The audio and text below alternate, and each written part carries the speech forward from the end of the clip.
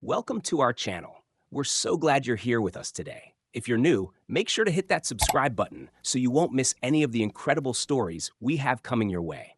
We'd love to hear where you're watching from. Drop a comment below and let us know. Your thoughts mean a lot to us, and it helps us build this amazing community. Stay tuned, because tomorrow at the same time, we'll be back with another captivating tale that you won't want to miss. Thanks for being part of our journey. When a knife attack on a royal guard goes horribly wrong. Sergeant Thomas Blackwell stood at his post outside Buckingham Palace, the afternoon sun casting long shadows across the royal grounds. His uniform, perfect in its ceremonial splendor, contrasted sharply with the tension that filled the air. Blackwell had spent 8 years in the military, including 2 grueling tours in Afghanistan. It had taught him more than just combat. It had honed his instincts, sharpening them to a razor's edge. Every second, every movement was meticulously analyzed. He didn't need to see a threat to know it was coming. He could feel it. In the distance, Rico the Shark Bennett moved through the crowd, his eyes cold and calculating, like a predator seeking its next victim. His reputation preceded him: 3 assault convictions and a history of brutal knife work. To him, Blackwell's ceremonial uniform was nothing more than a target, a symbol of authority to be challenged. Rico's weathered leather jacket, despite the warm afternoon, concealed more than just tattoos. It concealed violence. Blackwell's sharp eyes tracked Rico as he approached. The subtle, practiced shifts in his stance told the guard everything he needed to know. Rico wasn't just walking. He was positioning himself, circling, calculating his next move. His associates, spread out around the area, were ready to pounce. Blackwell's posture remained perfect, his rifle steady in his hands, but underneath the surface, every muscle in his body was primed for action. He had seen this before: danger lurking in seemingly calm moments, building slowly until it erupted. Rico's voice cut through the stillness, his words dripping with disdain. "Look at this one, standing there like a statue," he muttered, the bitterness in his tone unmistakable. He was testing Blackwell, poking at the facade of the royal ceremony, challenging the soldier underneath. And as he moved closer, Blackwell's mind raced. Years of combat experience had taught him that violence never comes with a warning. It strikes like a lightning bolt, fast and unexpected. The tension in the air was thick, and Blackwell could feel it building, the calm before the storm. He didn't flinch. He didn't need to. He knew what was coming. As Rico the Shark Bennett moved closer, the tension in the air thickened. Blackwell's sharp eyes never left him, studying every detail of the approaching threat. Rico was close now, just a few feet away, his voice dropping to a harsh whisper that only Blackwell could hear. "Think you're something special, huh?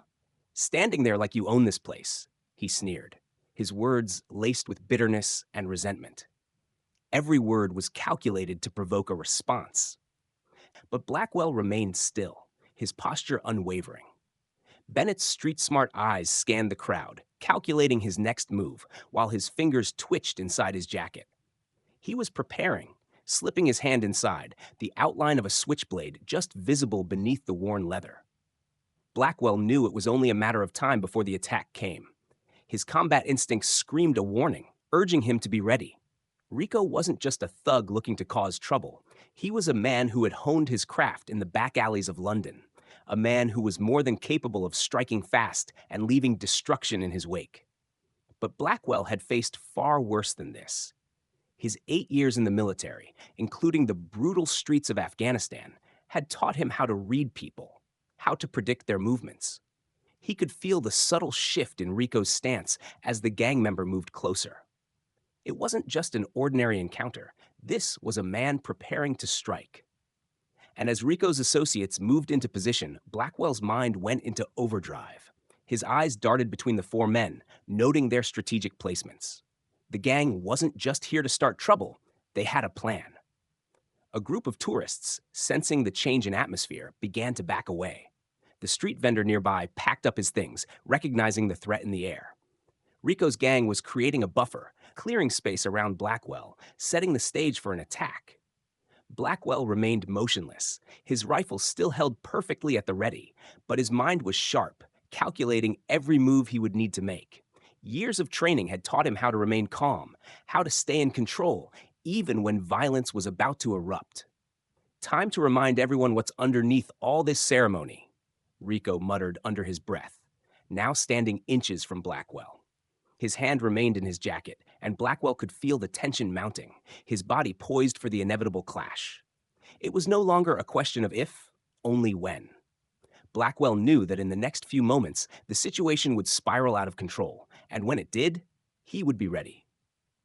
As Rico, the shark Bennett, moved in, Blackwell's senses went into overdrive. He could feel the weight of the moment, the way the air had thickened, the steady hum of tension that had settled over the courtyard. He didn't need to look at the approaching gang members to know what was about to happen. Every muscle in his body was coiled, ready for action. Despite the ceremonial nature of his uniform, Blackwell wasn't just standing guard. He was a soldier through and through, trained for moments like this. Rico's words echoed in Blackwell's ears, laced with malice and resentment, each sentence aimed to break his composure. Think you're better than me? Just because you stand there in that fancy uniform? Rico sneered, his voice cold, full of the bitterness that came from years of fighting in the shadows. Let's see how long you can stand there when things get real. His fingers twitched again inside his jacket, brushing against the handle of the switchblade, a tool that had become second nature to him. Blackwell's mind raced, cataloging every movement, every detail. He saw the shift in Rico's body language, the way he adjusted his stance, and the almost imperceptible nod he gave to his associates. The gang had strategically placed themselves, each one creating a loose perimeter around Blackwell, hemming him in. It wasn't just a random act of aggression. They were executing a well-planned, coordinated attack. And Blackwell knew it. But he wasn't afraid. His training had prepared him for this. Blackwell's combat instincts kicked in, and despite his outward calm, every part of him was alert, calculating. He could feel the weight of his ceremonial rifle, the familiar weight of a weapon that at this moment wasn't just for show. His hand tightened around it, his grip firm but controlled. It wasn't just a rifle. It was a tool of defense, something he had trained with countless hours on the battlefield. The weapon would serve him now, as it always had. Rico was closer now, almost within striking distance. The gang members moved in with deliberate, predatory steps, but Blackwell remained composed. He could hear the quickening pace of Rico's breath, the confidence in his stance. But Blackwell wasn't intimidated. His mind was sharp, calculating the distance, the angles. This wasn't his first time in a dangerous situation. The moment Rico staggered back, nursing his injured wrist, Blackwell knew the fight wasn't over. Rico's pain quickly morphed into rage. His defiant sneer, once confident, twisted into a vicious snarl as he clutched his wrist and scanned his surroundings. His eyes flared with a mix of fury and humiliation. "You think you've won, soldier boy?" He spat, his voice low, dripping with venom. He gestured to his gang with his free hand, a silent command. The three associates, waiting on the perimeter, moved in quickly, each one a predator closing in for the kill. Blackwell's mind raced, calculating every possible move. He'd disarmed Rico, but the threat was far from over. The three men closing in were seasoned street fighters, each one ready to strike. One had brass knuckles glinting in the fading sunlight, the other palming a chain. The third was flexing his hands, tattooed fingers itching for violence. Blackwell couldn't afford to underestimate them. They had one goal: to overwhelm him. But Blackwell had faced far worse. His training kicked in like clockwork. Despite the danger, his posture remained perfect, his movements fluid and controlled. As the first gang member lunged at him with a roar of anger, Blackwell pivoted, his ceremonial rifle swinging into action with military precision. The stock of the rifle hit the attacker's solar plexus with the force of a sledgehammer, knocking the air from his lungs in a sharp, agonizing exhale. The man crumpled, dropping to the ground in a heap, his brass knuckles slipping from his fingers. The remaining two gang members didn't hesitate. They advanced, one coming at Blackwell's left, the other from the right. But Blackwell had already anticipated their move. With a swift sidestep, he swept the legs out from under the first man, sending him crashing to the pavement. The second man tried to retaliate, swinging wildly, but Blackwell blocked the strike with his rifle and followed up with a precise jab to the man's chin. The blow sent the attacker reeling back, stunned, before he crumpled to the ground. Now, only Rico remained. His fury had boiled over into desperation. The knife in his hand trembled, but his eyes burned with a predatory hunger. "You're gonna regret this," he hissed through gritted teeth. Blackwell didn't flinch. He knew what was coming. Rico lunged. As Blackwell maintained his firm grip on Rico's wrist, the tension in the air was palpable. The gang members were down, but the fight wasn't over yet. Rico, face flushed with fury and pain, struggled against Blackwell's hold, trying desperately to free his hand and reach for another blade hidden in his boot. His eyes were wild with desperation, blood dripping from his split lip, but Blackwell's trained hands kept him locked in place. The Royal Guard's calm demeanor contrasted sharply with the chaos around him. Rico's defiant words filled the air again, his voice hoarse with rage. "You're gonna regret this, soldier boy. We're everywhere. You can't stop us." His threats were punctuated with gritted teeth and the strain of his injured wrist. But Blackwell wasn't fazed.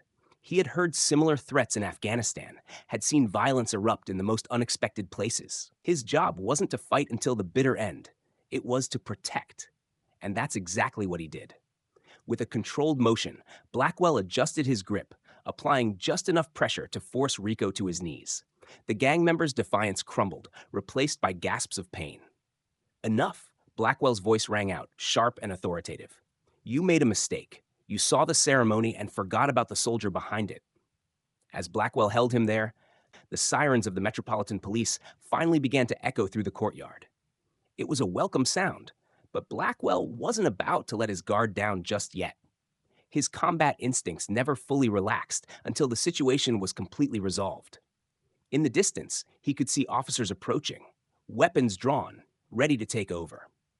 Blackwell's military training had taught him the importance of control, and he would maintain it until the very end. As the police arrived and moved to apprehend Rico's associates, Blackwell took a step back, his posture still perfect despite the violence that had just erupted around him. His rifle, now returned to its ceremonial position, was marked with scuff marks, a physical reminder of the combat he'd just endured. The officers cuffed Rico and his men, hauling them away with the kind of swift professional efficiency Blackwell respected. "Remarkable restraint," Detective Inspector Williams muttered, noting Blackwell's calm demeanor as the officers secured the area. "Could have killed them all, but you chose to disable and disarm instead." Blackwell nodded, his face betraying no emotion. He had done his duty, and he had done it without losing his sense of discipline. The ceremonial uniform had been tested that day, but it wasn't the uniform that had won the fight.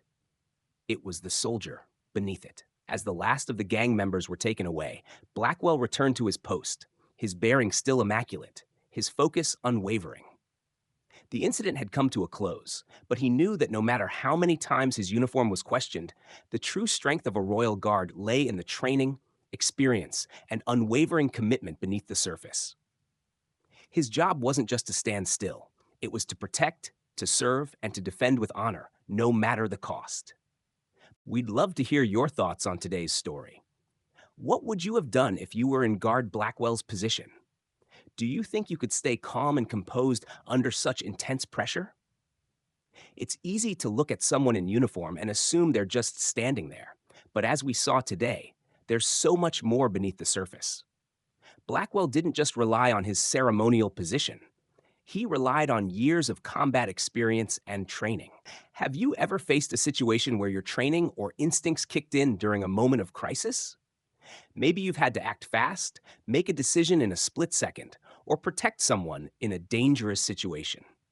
We'd love to hear your stories. Drop a comment below and share your experience. And if you enjoyed today's video, don't forget to hit the like button. Your support helps us bring more powerful stories of duty, honor, and real-life moments of courage. Make sure to subscribe and click the bell so you never miss a new upload.